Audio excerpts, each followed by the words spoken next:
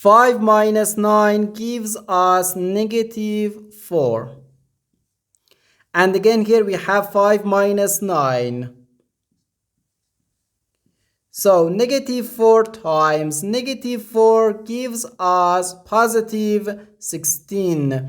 But this answer is not correct, because according to the order of operations, which is PEMDAS, P stands for parentheses, E stands for exponent, M and D stands for multiplication and division, and A and S stands for addition and subtraction. First we have to do parentheses, then exponent, then multiplication or division, and finally addition or subtraction. Remember that multiplication and division have equal priority and we have to work from left to right.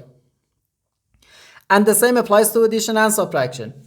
In this expression, we have one subtraction, one multiplication, and one parenthesis. Inside this parenthesis, we have one subtraction. Here we have a multiplication because in mathematics, when a number is placed next to parentheses, it means multiplication. And we usually don't write the multiplication sign for brevity.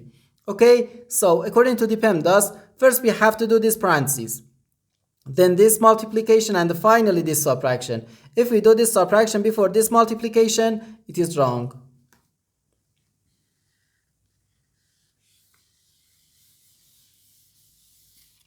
So first we have to do this parentheses. Inside this parentheses we have 5 minus 9, which equals negative 4.